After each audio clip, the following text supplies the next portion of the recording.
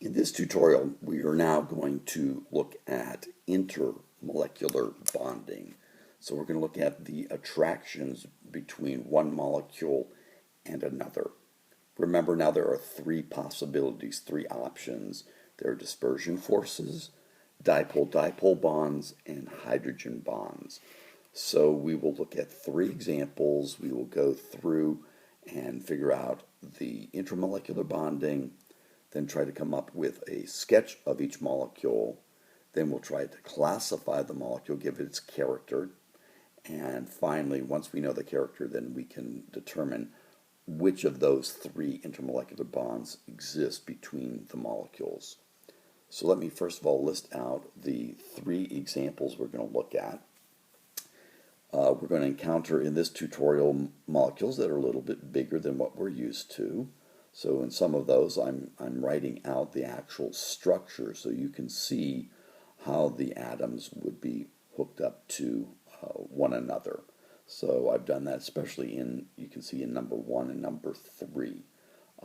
These are bigger than what we're used to. These are nothing compared to what we're going to encounter a little bit later. So let's start with example number 1. And I notice in this molecule that there are actually 7 different bonds. You see 7 different dashes. So even though there are 7 bonds, there are only 2 types.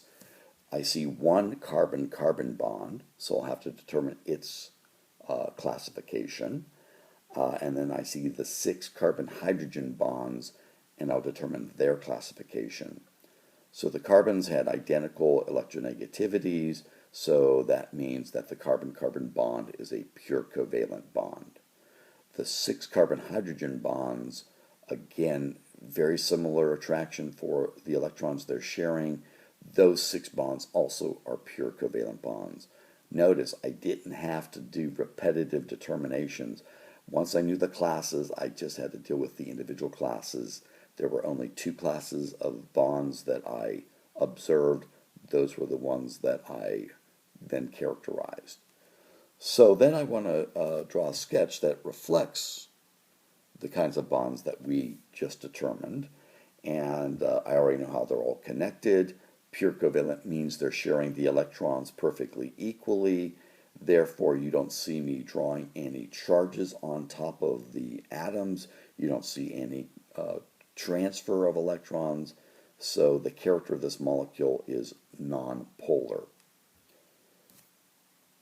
Now, what we want to do is determine which of the 3 intermolecular bonds exist between molecules of this type. This substance is actually called ethane. So if I had billions and trillions of ethane molecules in a sample, what would be attracting them to each other?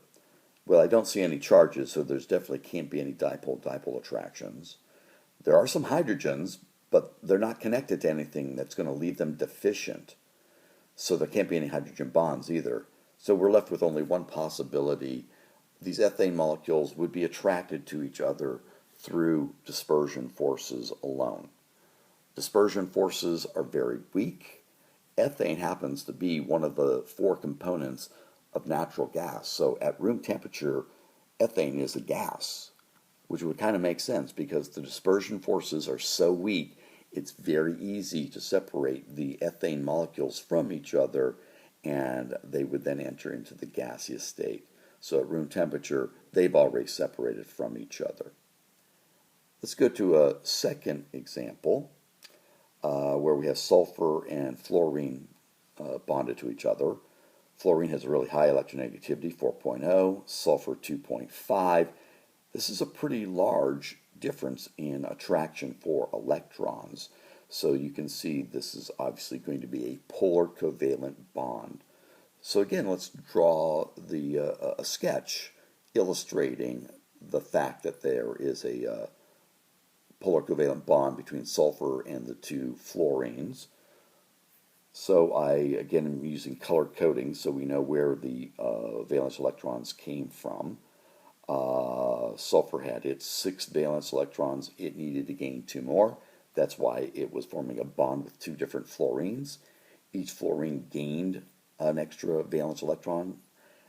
Everyone has their octet.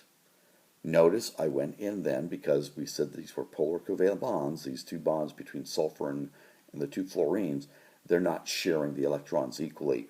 Fluorine has such a high electronegativity, it is pulling on those shared electrons and they're drifting out towards the two fluorines. They become a little bit negative. That leaves the sulfur a little deficient in electrons. There's a slight positive charge on the sulfur. So if I'm going to characterize this molecule, I would then characterize it as being a polar molecule. You can see distinct positive and negative poles on the molecule. Now again, I have to decide, if I had a sample of this substance, sulfur difluoride, what kinds of attractions would hold the molecules together. This time I've got charges. So I know opposite charges attract, so these are dipoles, so I will definitely have dipole-dipole attraction. There can't be any hydrogen bonds because there are no hydrogens in this molecule. And of course there are always dispersion forces. So I actually have two intermolecular bonds holding the sulfur difluoride molecules to each other. There's dipole-dipole bonds and dispersion forces. And obviously what dominates here would be the dipole-dipole bonds. Those are pretty strong bonds. They are much larger than dispersion forces. They would play a more important role in the attraction between different sulfur difluoride molecules. Let's now go to our third example. This molecule is a little more complex. His name is methylamine. I see that I've got 6 different bonds, but there are 3 types. So I go to each type and try to characterize them. There are 3 carbon-hydrogen bonds, and it turns out they are all pure covalent bonds. There is 1 carbon-nitrogen bond.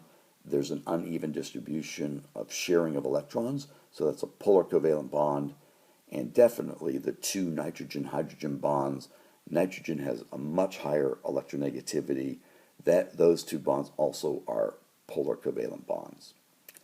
So now I want to draw a sketch illustrating all of that so I can find out the character of this molecule.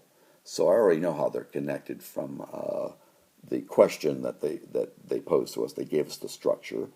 But now that I've got these polar covalent bonds, I'm going to have to show you that character in my sketch. So you'll notice the carbon-nitrogen bond is actually a polar covalent bond. And so those 2 electrons being shared between the carbon and the nitrogen, they drift a little more towards the nitrogen and away from the carbon. So there's a partial negative charge on the nitrogen, partial positive charge on the carbon. Same thing with the 2 nitrogen-hydrogen bonds.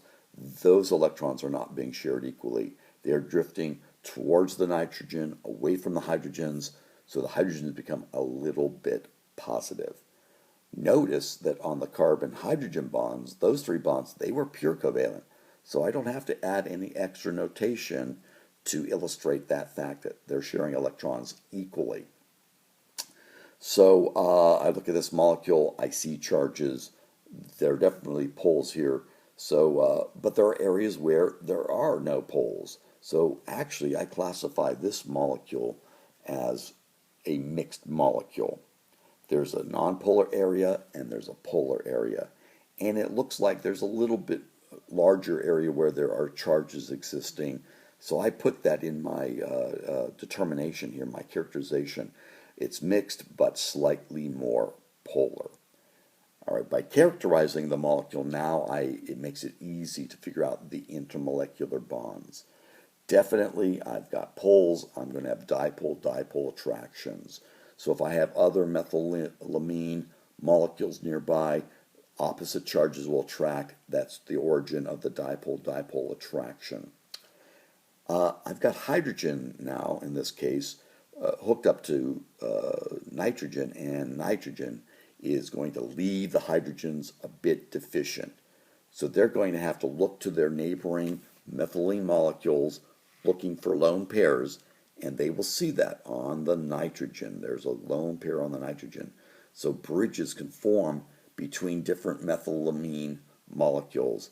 those bridges are called hydrogen bonds. So I definitely will have hydrogen bonds also between these different methylamine molecules.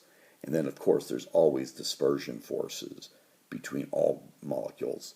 So therefore, in methylamine, we actually have all three intermolecular bonds exist. Dispersion forces, dipole-dipole attractions, and hydrogen bonds. And like our last example, those dispersion forces are much weaker than the dipole-dipole attractions and the hydrogen bonds, and therefore the latter two play a bigger role in determining what holds one methylene molecule to another methylene molecule. They dominate.